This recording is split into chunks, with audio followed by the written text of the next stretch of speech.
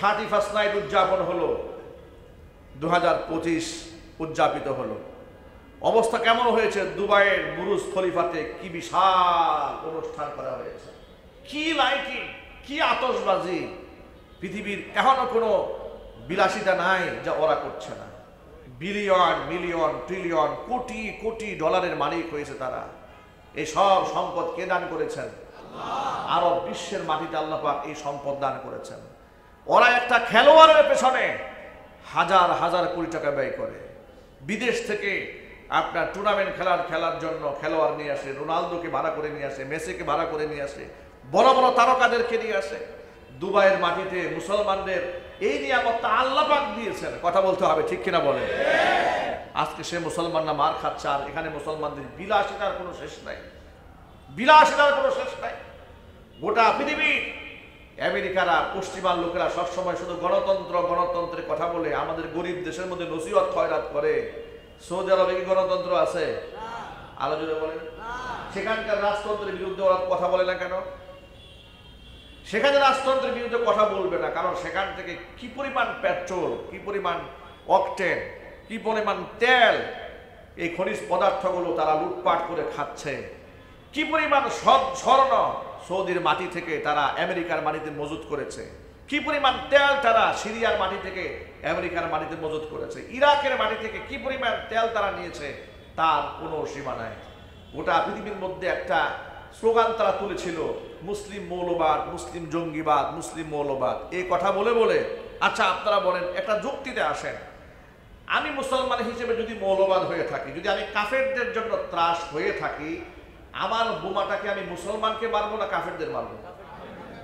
একটু যদি বলেন, এটা একটা স্বাভাবিক কথা।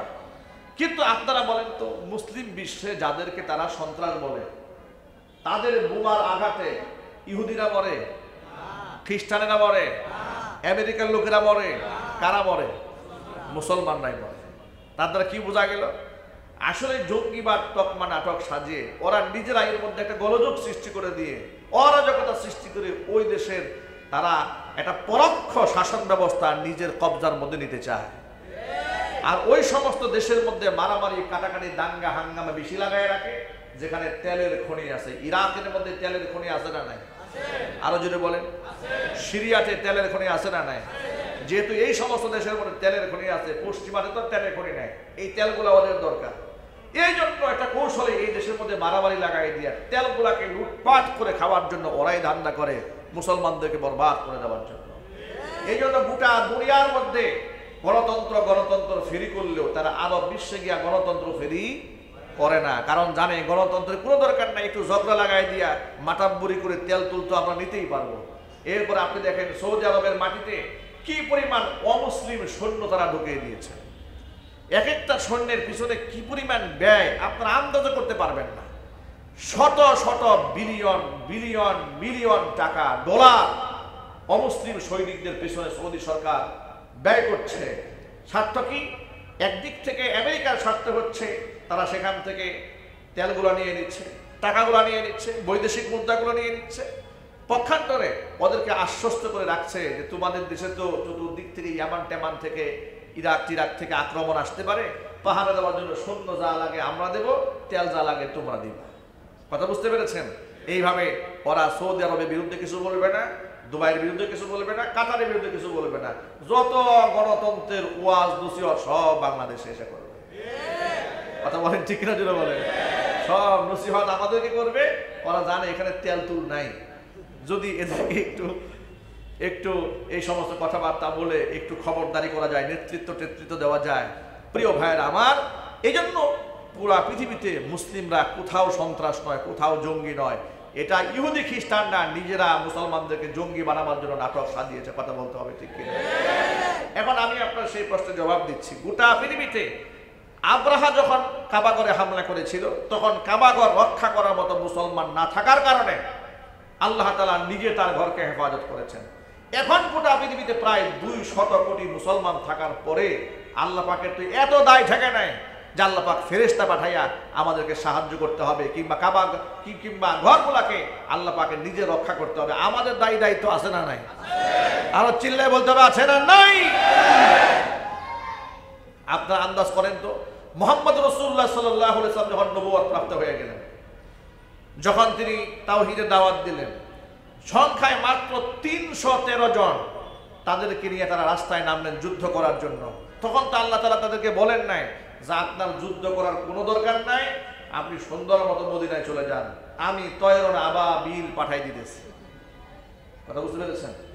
আল্লাহ পাক তখন কিন্তু তয়রন আবাবিল পাঠান নাই। এখন আপনারা বলেন তো, নবীজির প্রতি আল্লাহর মহব্বত আছে না নাই? আরো জোরে বলেন। তো ওই সময় ডাইরেক্ট আল্লাহ পাক তয়রন আবাবিল ঝাঁকে ঝাঁকে পাখি আল্লাহ পাক কেন পাঠালেন না? আল্লাহ পাক ওই সময় ঝাঁকে ঝাঁকি পাখি যে কারণে পাঠান নাই, ঠিক বর্তমানে আল্লাহ ঝাঁকে ঝাঁকে পাখি ওই কারণেই পাঠাচ্ছেন না। আল্লাহ পাক ওই সময় মুসলমানদের চূড়ান্ত ঈমানকে পরীক্ষা করতে চেয়েছিলেন, যে মুসলমানেরা আমার জন্য কতটুকু ত্যাগ তারা করতে পারে, কতটুকু বিসর্জন তারা দিতে পারে। মুসলমানদের প্রচেষ্টা যেখানে শেষ, আল্লাহ রহমত সেখান থেকে শুরু। কথা বলেন ঠিক কিনা বলেন? সুতরাং গোটা পৃথিবীর মুসলিমদেরকে বর্তমানে ঐক্যবদ্ধ হয়ে যেতে হবে। গোটা পৃথিবীর সবগুলা মসজিদ, হাত্তাকে 1 নাম্বার মসজিদ আকসা রক্ষা করার দায়িত্ব আল্লাহ আমাদেরকে দান করেছেন। যদি বলতে হবে ঠিক কিনা? আল্লাহ তাআলা মুসলিম বিশ্বের রাজা বাদশাদেরকে বিষয়গুলো বোঝার তৌফিক দান করেন।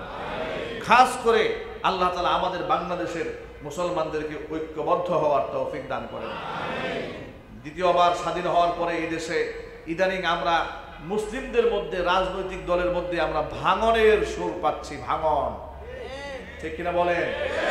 একজন আরেকজনের বিরুদ্ধে অলরেডি দলবাজি শুরু হয়ে গেছে, কুদাকুদি শুরু হয়ে গেছে।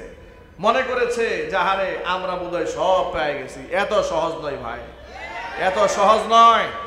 বিভক্ত হবেন না, পিঠের চামড়া কিন্তু থাকবে না। বিভক্ত হবেন না। আলেম বলে আমাদের সাথে দুশ্মনী তৈরি করবেন না। মৌলবাদ বলে আলেমদেরকে গালি দেবেন না। ওই 71-এর চেতনা ব্যবসা নিয়ে এই দেশে আর বাণিজ্য চলবে না। কথা বলতে হবে ঠিক কিনা বলেন?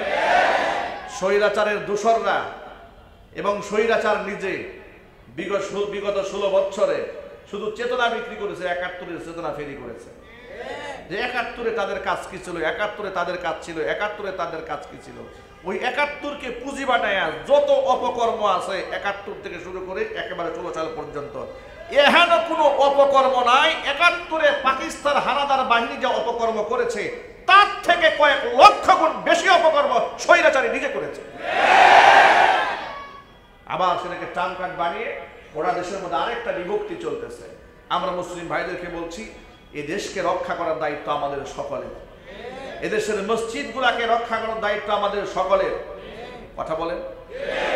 ভারত আমাদের বিরুদ্ধে চ্যালেঞ্জ গ্রহণ করেছে। কথা বলেন। ভারত আমাদেরকে দেখে নেওয়ার জন্য সে চ্যালেঞ্জ গ্রহণ করেছে।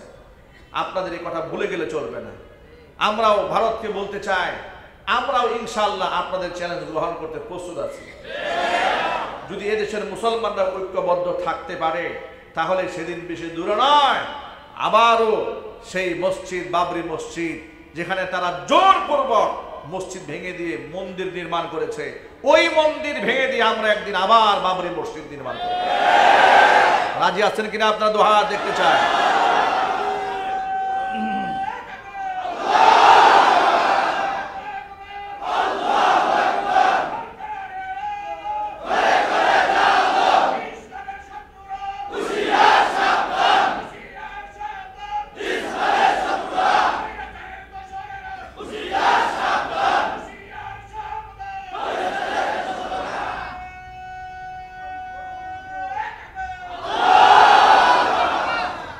অনেকেই মনে করেছেন যে স্বৈরাচারের দূষরদের সাথে একটু আতাত করে চললে আমার পিঠটা বাঁচবে। এত সহজ নয়। গোকরা সাপকে কোনোদিন বিশ্বাস করবেন না। সবল আপনাকে মারবেই মারবে। ঠিক কিনা জুড়ে বলেন? সতর্ক থাকেন। আল্লাহ তাআলা বুঝার তৌফিক দান করেন। বিস্তারিত বললাম না, শুধু ইশারায় বললাম। আল আকিলু তাকফিহিল ইশারা, জ্ঞানীরা ইশারায় যথেষ্ট।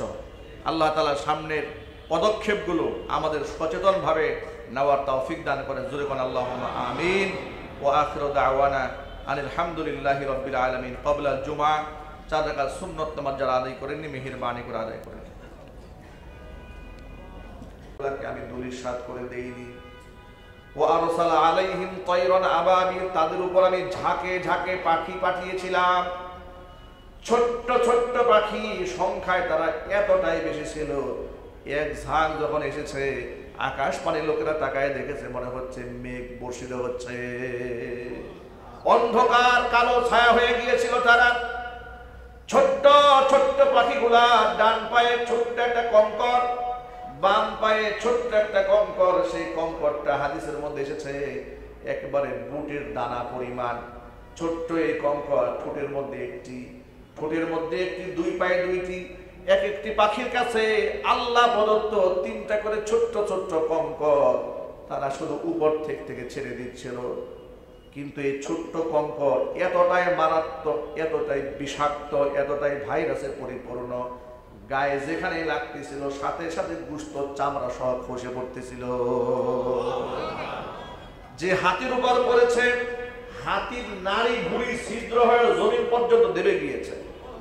যে সৈন্যের মাথার উপর পড়েছে, গোটা মাথা, পেট, নাড়ি ভুঁড়ি ছিদ্র হয়ে জমিনের মধ্যে পড়ে যাচ্ছে।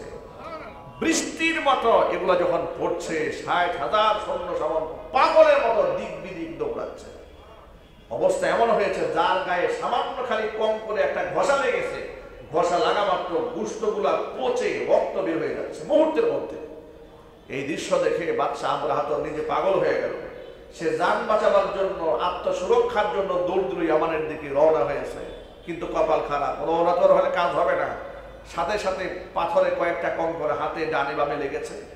অবস্থা এমন হয়েছে, হাদিস শরীফের মধ্যে এসেছে, সে দৌড়াতে দৌড়াতে ইয়ামানের কাছাকাছি আসার পরে ওই পাথরের আঘাতে সে এমন ভাবে আক্রান্ত হয়েছে, নিজের নাড়ি ভুঁড়ি ফেটে ব্রাস্ট হয়ে গিয়েছে। চিৎকার দেখো নাউজুবিল্লাহ। এভাবে গজবে তারা ধ্বংস হয়েছে। আর এই পরিমাণ পাখি তাদের উপরে এই ছোট্ট ছোট্ট কঙ্কর নিক্ষেপ করেছে। অবস্থা এমন হয়েছে, আল্লাহ পাক বলেছেন ফাজআলাহুম কাআসফিন মাকুল।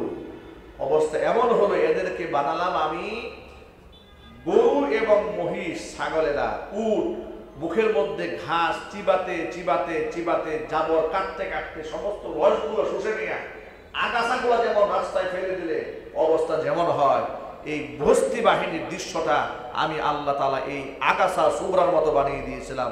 চিৎকার দেখুন নাউজুবিল্লাহ। আল্লাহর গজব থেকে আল্লাহ আমাদের সকলকে হেফাজত করেন। আমিন। প্রশ্ন হলো যে আল্লাহ তাআলা তার কাবা ঘরকে ১৫০০ বছর আগে এইভাবে রক্ষা করলেন তয়রন আবাবিল দিয়ে, এখন আল্লাহ তাআলা মসজিদে আকসাকে তয়রন আবাবিল দিয়ে রক্ষা কেন করেন না? কেন আল্লাহ তাআলা ভারতবর্ষে অসংখ্য মুসলমানদের মসজিদ ভাঙা হচ্ছে, এগুলা কেন আল্লাহ পাক তয়রন আবাবিল, ঝাঁকে ঝাঁকি পাখি আল্লাহ কেন পাঠান না? চট্টগ্রামে হিন্দুরা যখন মসজিদে হামলা করলো, কেন আল্লাহ তাআলা পাখি পাঠায় ওদেরকে ধ্বংস করেন না? এই প্রশ্নের জবাব হচ্ছে ১৫০০ বছর আগে কাবা ঘর ধ্বংস করার জন্য আবরাহা যখন আক্রমণ চালিয়েছিল, তখন কাবা ঘরকে রক্ষা করার মতো কোনো মুসলমান দুনিয়াতে ছিল না। উল্লেখযোগ্য মুসলমান না থাকার কারণে আল্লাহ তাআলা নিজের ঘর নিজে রক্ষা করেছেন। আর বর্তমানে আল্লাহ তাআলা পাখি দিয়ে কেন রক্ষা করবেন মসজিদ আকসা? কেন পাখি দিয়ে রক্ষা করবেন বাবরি মসজিদ? কেন পাখি দিয়ে রক্ষা করবেন বাংলাদেশের চট্টগ্রামের মসজিদগুলা? আল্লাহ পাক কেন রক্ষা করবেন? গোটা দুনিয়ার মধ্যে বর্তমানে মুসলমানদের সংখ্যা প্রায় 200 কোটি। সুবহানাল্লাহ, আল্লাহু আকবার বলেন। এই প্রায় 200 কোটি মুসলমানের দায়িত্ব কি? আপনারা বলেন, কি দায়িত্ব রয়েছে মুসলমানদের? আজকে যেখানে সিরিয়াতে মুসলমানরা না খেয়ে মরতেছে, যেখানে ফিলিস্তিনের মাটিতে প্রচন্ড শীতে, বৃষ্টিতে, অনাবৃষ্টিতে বিধ্বস্ত, যুদ্ধ বিধ্বস্ত এলাকার মধ্যে মুসলমানদের কি নিদারুণ জীবনযাপন। যারা আপনারা বিশ্ব সম্পর্কে খবর রাখেন তারা আপনারা জানেন, সর্বশেষ একটা হসপিটাল ছিল গাজাতে, সেই হাসপাতালটাও ইসরায়েলের ইহুদিরা ভেঙে গুড়িয়ে দিয়েছে। মানে তারা এখন মরবে, চিকিৎসারও জায়গা নাই। তারা যে জীবিকা নির্বাহ করবে, খাবার নাই। যারা এক সময় বিলাসবহুল জীবন যাপন করেছে, পাথর চেটে জীবনযাপন করছে, কঙ্কাল হয়ে যাচ্ছে। ঠিক যে মুহূর্তে ইসরায়েলি পশু সৈন্যরা ফিলিস্তিনের গাজার অসহায় মুসলমানদেরকে ধ্বংস করে দিচ্ছে, ঠিক ওই মুহূর্তে মুসলিম বিশ্বের রাজা বাচ্চাদের বিলাসী জীবনের দিকে একটু তাকায় দেখেন। এই যে